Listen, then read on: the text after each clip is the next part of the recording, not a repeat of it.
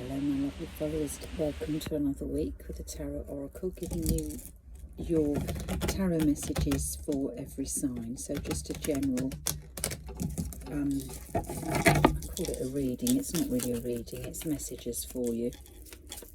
And I have people that respond of all sizes, all signs, that say that the messages have resonated with them. So it really is irrespective of what sign you are, but obviously it's not going to resonate with everybody's life story. Take what resonates, leave the rest. So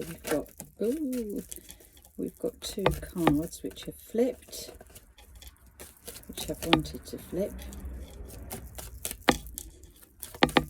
I never know what sort of a reading I'm going to do. Back of the pack we've got the Wheel of Fortune, which couldn't be better. That's taking, we've got an Emperor here, so it could be taking this Emperor who's been through a hard time to a more fortunate time. So the Wheel of Fortune moves things on. It's often the start of a new cycle. Here we've got the Eight of Cups, which represents the strength to leave things behind that no longer serve us, in search for something new, which will come with this Wheel of Fortune. We're heading towards that, into the unknown as far as this person is concerned, but leaving things behind. Some cups are up and some cups are down, so there's been some disappointment, but there's also been some experiences which just haven't been worth staying for, so, or leaving things behind because we have to, or because, I mean, generally speaking, this is because it no longer serves us. And here we've got the Hierophant, which is a lovely card, number 5, which shows a turning, a change in events, movement towards change, let's say. And the Hierophant is you're being assisted with goodness and guidance, protection from your higher power. Alright, great. So that's really a good forecast, overall energy and forecast. Things are moving towards a better climate, let's say. So let's have a look what we're going to be. I'm going to go from the middle and I'm going to take that up to the top. Oh, lovely. That certainly feeds in with what we've been saying, because that's the Ten of Cups, which is accumulation of happiness and well-being. And again, we've got the King of Swords under that, air sign Gemini, Libra and Aquarius, and underneath that the Strength card, which we had already with that number 8. And we've got the Hierophant again. So there's been a lot of strength, and the Eight of Cups. Oh my goodness me. So certainly this Eight of Cups, leaving things behind that no longer serve us, following the right path, let's say, following the right path, the goodly path, and being assisted by what is right, morally right, the truth, looking for the truth and being guided by the truth. Strength is assisting this part of your journey, and courage, and it seems to be pertaining to an air sign, going towards an eternal happiness. Great. And the house there would indicate stability, friends, family, and usually relationships which are solid.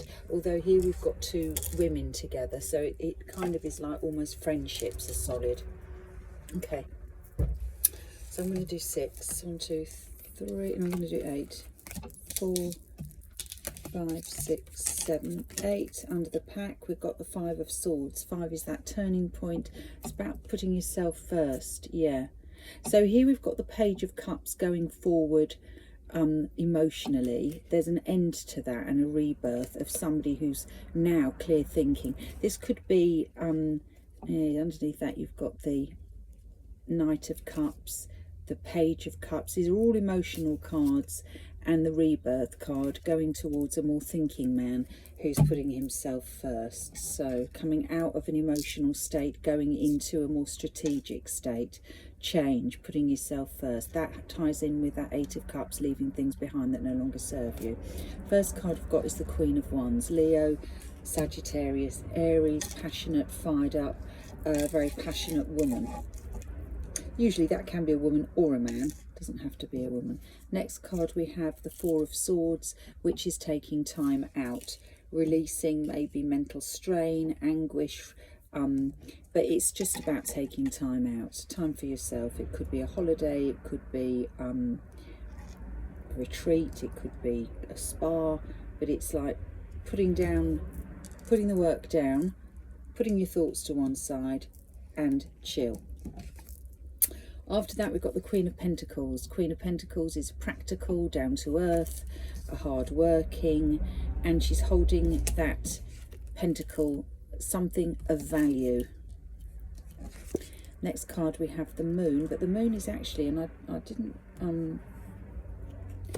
expect to have a card in reverse. So the card in reverse, the Moon normally pertains to something which is unclear, and the mind might be casting shadows, might be overactive, but here it's upside down, so we have clarity, we know what's going on, we have clarity, which certainly kind of is reflected in this card, which is an earth sign. She's holding that pentacle, she's got the thing of value, she knows what she's doing.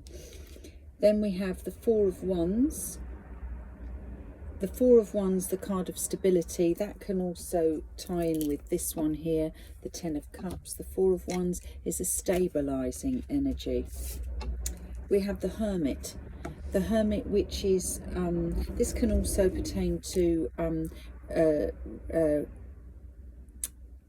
commitment and relationships which are finding their a solid ground.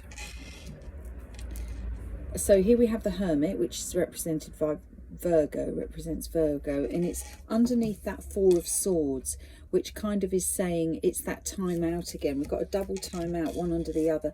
This is about gathering your thoughts and doing what's best for you, working out what is best for you.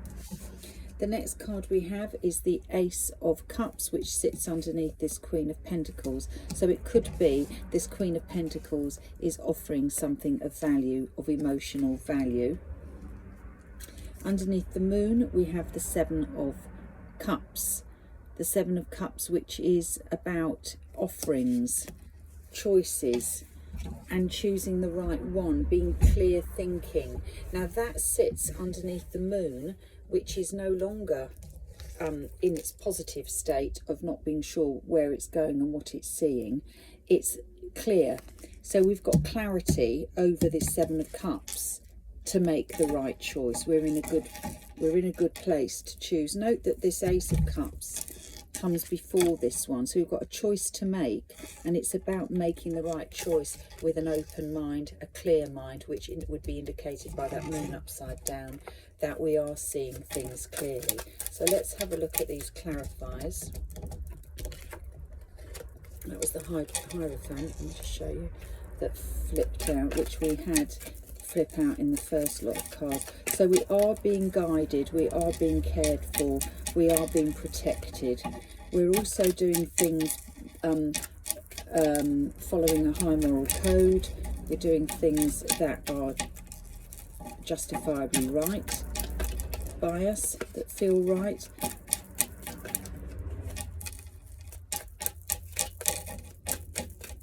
Okay, nothing's flipping here.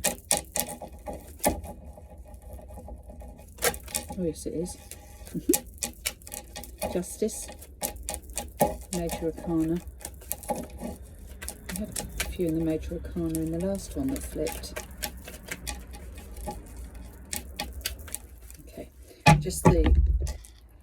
so we've got the Seven of Cups again, the Seven of Cups, and I think that featured last week. So we do have choices to make. And the Justice card is saying we're going to do the right thing. We're going to make the right choice. Justice normally comes to the person you're reading for, so for yourselves. The right thing will come to you and play out and do right by you. Okay. Let me go for the middle and go to the top again. Underneath we have the Ace of Pentacles. The Ace of Pentacles, which looks like what this Queen of Pentacles is holding. So the Ace of Pentacles is clarifying the Ten of Cups. There's something of great value we're putting from this situation here. Now, this situation here, as I told you, it's like friends there, because it's not a man and a woman, it's actually two women. It could be like a mother and a child. We've got a cat playing around there, and it's almost like a new beginning here, but it's something of value. Something of value is being offered to a situation which is already complete. So it could be that the already complete situation is offering something of value to somebody. Underneath this pack, we've got the Strength card for the Five of Swords, who needs to put themselves first. They've come to an ending and they're starting out again. They need to put themselves first. Underneath that card, we've got the King of Pentacles, making a pairing with the Queen of Pentacles. So the King of Pentacles, and underneath that, we've got the Lovers Gemini card. And underneath that, the Ten of Swords, which is really nice because the Ten of Swords is a chapter closing that's been quite hard to bear. Oh, I didn't do that, sorry. It's too quick to... Okay, so 1, 2, 3, 4, 5, 6, 7, 8. All right, and we already did the Strength card. Okay, having the courage to stand up for ourselves and put ourselves first. First card, Queen of Wands, is, and we've got a pairing. So we've got a pairing here with the Queen and the King. So there's a couple here who are well suited to one another, passionate, creative, charismatic. All right, so that's a pairing. So we've got the Four of Swords and the Three of Wands. The Three of Wands after a period of rest, and we've got 3 and 3. So we're thinking about moving on and what to do, moving on, where to go, but we're ready to go through that portal. That's maybe what that period of thought is all about. We had the Hermit as well underneath that. We need to be thinking about the next stage. Then we've got the Queen of Pentacles, clarified by the King of Cups. So again, a pairing of somebody who's very down to earth and somebody who is more emotional. Could be the same people, could be somebody else. Without doing it for somebody specific, it's hard to be specific. So the Moon is clarified by the Hanging Man, yeah.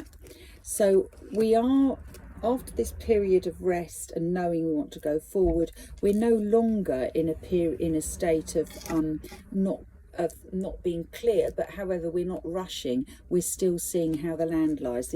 The Hanged Man is somebody who is taking a view of what to do next. Having gained that clarity of thought, we're taking a view. And indeed, this person here who's ready to move on isn't moving. He's just looking out, looking ahead.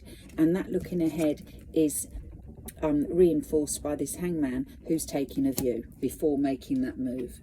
So then we've got the Queen of Cups. So we've got another pairing here. We've got the King of Cups up here. We're talking about people with fondness and kindness. There's very much an emotion here going on, and that's attached to the Four of Wands.